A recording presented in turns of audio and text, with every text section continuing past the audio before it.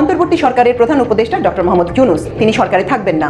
তিন ছাত্র উপদেষ্টা মাহফুজ আলম, নাহিদ ইসলাম ও আসিফ মাহমুদ সজীব ভুইয়া পদত্যাগ করতে যাচ্ছেন। সেনাবাহিনীর মধ্যেও এ নিয়ে ছিল অসন্তোষ। সেনাবাহিনীর প্রধান জেনারেল ওয়াকারুজ্জামান বলেছেন, তবে নতুন বছরের শুরুটা খুব বেশি ভালো যাবে না আমাদের অন্তর্বর্তী সরকারের জন্য। হাসিনা আসলো, খালেদ মহিউদ্দিনের কিছু হবে না, কার কি হয় সে মানুষ যে অবস্থানে ছিল শেখ হাসিনা চলে যাওয়ার পরে বাংলাদেশে আমরা নানা রকম অবস্থা দেখতে পাচ্ছি। দর্শক, গুরুত্বপূর্ণ ভিডিওতে আপনাকে স্বাগতম। দর্শক, আজকের এই ভিডিওতে আপনাদের সামনে বেশ কয়েকটি গুরুত্বপূর্ণ ভিডিও ফুটেজ নিয়ে হাজির হয়েছি। দর্শক, আজকের এই ভিডিও শুরুটা দেখে বুঝতে পেরেছেন আজকের নিউজটা কতটা গুরুত্বপূর্ণ হতে চলেছে। এমনকি দর্শক, আজকের নিউজে কি ধরনের ভিডিওগুলো আপনারা দেখতে চলেছেন। তো দর্শক, যারা এই ভিডিওটি এখন প্লে করেছেন তাদের উদ্দেশ্যেই বলবো, ভিডিওটি না টেনে সম্পূর্ণ ভিডিওটি মনোযোগ সহকারে দেখবেন, তাহলে বিস্তারিত বিষয়গুলো আপনারা বুঝতে পারবেন। তো দর্শক, আর কথা না বাড়িয়ে আজকের ভিডিওটি দেখে আসি। তবে নতুন বছরের শুরুটা খুব বেশি ভালো যাবে না আমাদের অন্তর্বর্তী সরকারের জন্য। গতকালকে যে মার্চ ফর ইউনিটি যে প্রোগ্রামটা হয়ে গেল বা গেল 5 মাস যাবত এই সরকারের বিভিন্ন পারফরমেন্সে সাধারণ মানুষ যেমন অনেকটা বিরক্ত, এর পাশাপাশি বৈষম্য বিরোধী ছাত্র আন্দোলন বা জাতীয় নাগরিক কমিটি যারা আছেন তারাও কিন্তু বিরক্ত। আর যার কারণেই 31শে December proclamation of July revolution বা যেটাই হোক সেটার ব্যাপারে তারা একটা ঘোষণাপত্র চেয়েছিল সরকারের কাছে। এখন সেখান থেকে গতকালকে বেশ কিছু বক্তব্য এসেছে সরকারকে কেন্দ্র করে বা উদ্দেশ্য করে। এখন সরকার খুবই কি বলা হয় যে ধরেন আমরা লোকাল ল্যাঙ্গুয়েজে যেটাকে বলা হয় মাইন্ড কারচিপা, কিছুটা ওই রকম পরিস্থিতি তৈরি হতে চাচ্ছে। আর যে পরিস্থিতি তৈরি হতে যাচ্ছে সেই পরিস্থিতিতে 2025 সালটা খুব বেশি সুখকর যাবে না বাংলাদেশের রাজনীতির মাঠে, বিশেষ করে বিএনপির জন্য। এবং কি এর পাশাপাশি যেই বৈষম্য বিরোধী ছাত্র আন্দোলনের নেতারা আছেন তাদের জন্য একটা হার্ড টাইম পার করতে হবে। আর ডক্টর মোহাম্মদ ইউনূসের সরকারকে অনেক কিছুই কাঠখড় পোড়াতে হবে। এই অন্তর্বর্তী সরকারের মধ্যে অভ্যুত্থানের চেতনা বা অভ্যুত্থানের ফিলিংসটা ধারণ করা উপদেষ্টাদের সংখ্যা 20%। এখন বিএনপি বলছে যত দ্রুত সম্ভব নির্বাচন দিতে হবে। আর কালকে এই 31শে ডিসেম্বরের প্রোগ্রাম থেকে যেই আন্দোলনের বার্তা, কঠোর বার্তা সরকারকে দেওয়া হয়েছে, তো ডক্টর ইউনূস আসলে কি করবেন? তিনি কি নির্বাচনটা দিবেন নাকি দিবেন না? আর তিনি নির্বাচনের জন্য যেই সময়টা ঘোষণা করলেন সেই ঘোষণাকৃত সময়ের মধ্যেও কি তিনি নির্বাচন দিতে পারবেন? ছাত্ররা যে দাবি করে বসেছে এই দাবি বাস্তবায়ন করতে গেলে আগামী 2-4 বছরও নির্বাচনের মুখ বাংলাদেশের জনগণ দেখবে না, কারণ এটা একটা লং টার্ম প্রসেস। ছাত্ররা যেটা চাইছে, আওয়ামী লীগের বিচারের আগে দেশে কোনো নির্বাচন হবে না, স্ট্রেইট কাট বক্তব্য আপনার বৈষম্য বিরোধী ছাত্র আন্দোলনের মুখপাত্র উমামা ফাতেমা গতকালকে মার্চ ফর ইউনিটি প্রোগ্রাম থেকে তিনি সরকারকে উদ্দেশ্য করে বলেছেন, আওয়ামী লীগের বিচারের আগে বাংলাদেশে কোনো নির্বাচন নয়।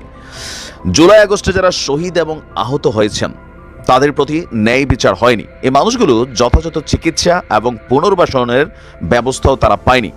এমনকি সরকার সম্পূর্ণ দায় নিয়ে এই পরিবারগুলোর নিরাপত্তা দিতে হবে। এই বক্তব্যগুলো যতটা দেওয়া সোজা, কিন্তু সরকারকে আসলে এই কাজগুলো করা খুবই কঠিন, কারণ এই যে যারা এই অভ্যুত্থানের সাথে জড়িত, তো তাদের সবার সম্পূর্ণ নিরাপত্তা কিভাবে দিবে সরকার? পুলিশের প্রতি ছাত্রদের বিশ্বাস নাই, পুলিশের প্রতি তাদের মারকাট মনোভাব একটা অবস্থান, পুলিশ নিজেরাও অনেকটা ডরে ভয়ে আছে। তো এই পরিস্থিতিতে এত হাজার হাজার ছেলেমেয়ের নিরাপত্তা কি সরকার দিতে পারবে? বাট ছাত্ররা ডিমান্ড করছে।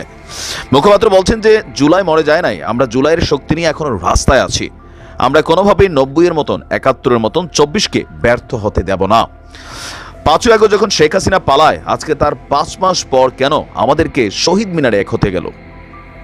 গত 5 মাসের সরকার কি প্রোক্লেমেশন ঘোষণা করার সুযোগ হয় নাই? সুশীলতার বিপরীতটা কি? আপনি সুশীলতা দেখাতে পারবেন না, কি দেখাতে পারবেন? মাস্তানি। এই সুশীলতা দেখাই না, মাস্তানিও আমরা দেখাবো না। সুশীলতার মাঝখানে কি?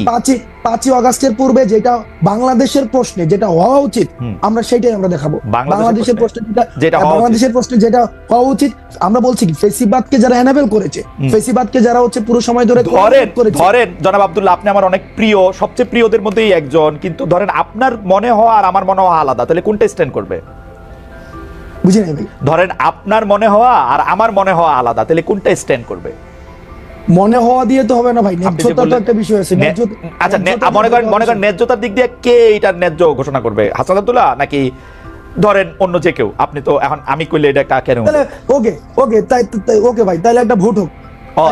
এক্স্যাক্টলি, তাহলে এটা ভোট হলে লোকজন কি বলে সেটা ছিল কি ছিল না। হ্যাঁ জি জি, ওকে, হ্যাঁ ঠিক আছে। কি ভোট হবে? যে সময় টেলিভিশনে আমার যাওয়াটা সময় টেলিভিশনে আমার যাওয়াটা এটা কি ন্যায্য না অন্যায্য? না, কিন্তু আপনি নিজেই তো বলছেন সময় টেলিভিশনে যাওয়া আপনার ঠিক হয় নাই, এখন আপনি ভোট চান আরেকটা। না না না, সময় টেলিভিশনে আপনি যে পরবর্তীতে কিছু স্ট্যান্ডার্ড দাঁড় করাইছেন যে হচ্ছে ভাই সময় টেলিভিশনে যে আমার নামে এই 5 জনকে বাদ দিয়ে দিল, 10 জনের একটা লিস্ট ধরাই দিয়ে আসছি, তারপর হচ্ছে ওই 5 জন, এই পুরো প্রক্রিয়াটা আমার ভুল ছিল, এই পুরো প্রক্রিয়াটা আমার ভুল ছিল। আমি সময় টেলিভিশনে যাওয়াটা ভুল ছিল না, সেই বিষয়গুলোকে যদি আপনি পুরাটাকে খারিজ করে দেন ওইটার পক্ষে আমি না ভাই। আমি আপনার শেষ কথাটা শুনতে পাই নাই, দর্শকরা হয়তো শুনতে পাই না, আবার কি একটু বলবেন? মানে সময় টেলিভিশনে যাওয়াটা ঠিক ছিল বলে আপনি মনে করতেছেন? ভাই সময় টেলিভিশনের যদি ওই 5 জনকে, আমি তো চাকরিচ্যুতের কথা আমি নিজে বলিনি, চাকরিচ্যুতি বাদ দেন, আমি বলছি চাকরিচ্যুতি বাদ দেন, চাকরিচ্যুতি বাদ দেন, সময় টেলিভিশনে যাওয়াটা ঠিক ছিল। আমার আমি প্রথম থেকে শুরু করে এবং শেষ পর্যন্ত আমি ওই জায়গাটায় বলেছি যে এই যে চাকরিচ্যুতির যে প্রক্রিয়াটা, এই প্রক্রিয়াটা ঠিক হয়নি।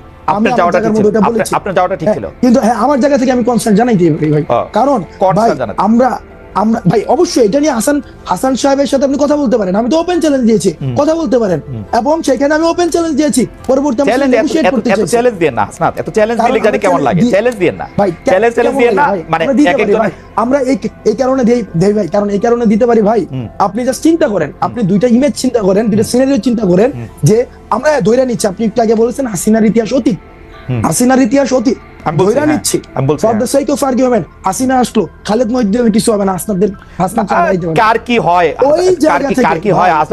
কার কি হয় হাসনাত, এটা বলা খুব মুশকিল। আরেকটা কথা আমি আপনাকে বলি, এটা আমি আপনাকে বলি, শেখ হাসিনার বিরুদ্ধে বাংলাদেশে মানুষ যে অবস্থানে ছিল, শেখ হাসিনা চলে যাওয়ার পরে বাংলাদেশে আমরা নানা রকম অবস্থা দেখি। বাংলাদেশের একটি আদালত এলাকার ভিডিওকে ঢাকার রাস্তার দৃশ্য বলে প্রচার করেছে ভারতীয় গণমাধ্যমে, আজ তাক বাংলা সহ বেশ কয়েকটি গণমাধ্যম। পরে সেই সংবাদটি সামাজিক যোগাযোগ মাধ্যমে ব্যাপকভাবে ছড়িয়ে পড়ে। এই ভিডিও প্রতিবেদনগুলোতে দাবি করা হয় পাকিস্তানের পাঞ্জাবের সোয়াত টিমের সদস্যরা ঢাকায় এসে টহল দিচ্ছে। সত্য ঘটনা কি বলছে ফ্যাক্ট চেকিং প্রতিষ্ঠান রিউমার স্ক্যানার, জানাচ্ছেন মোহাম্মদ সোহাগ বিশ্বাস।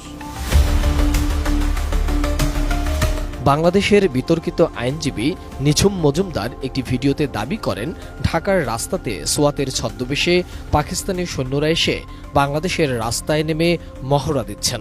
ঢাকার রাস্তাতে আপনার এই ধরনের পাকিস্তানি আর্মিরা এসে সোয়াটের ছদ্মবেশে পাঞ্জাব রেজিমেন্টের ছেলে। প্রিয় দর্শক, এই সম্পূর্ণ ভিডিওটি আপনারা দেখলেন, এ বিষয়ে আপনার কি মতামত অবশ্যই কমেন্টেই জানাবেন। আর প্রতিনিয়ত এরকম আপডেট নতুন নতুন নিউজ পেতে আমার চ্যানেলটাকে সাবস্ক্রাইব করে পাশে থাকা বেল আইকনটি বাজিয়ে দিবেন। এই মুহূর্তে বিদায় নিচ্ছি, দেখা হবে পরবর্তী কোনো ভিডিওতে। সেই পর্যন্ত ভালো থাকুন, সুস্থ থাকুন, আসসালামু আলাইকুম।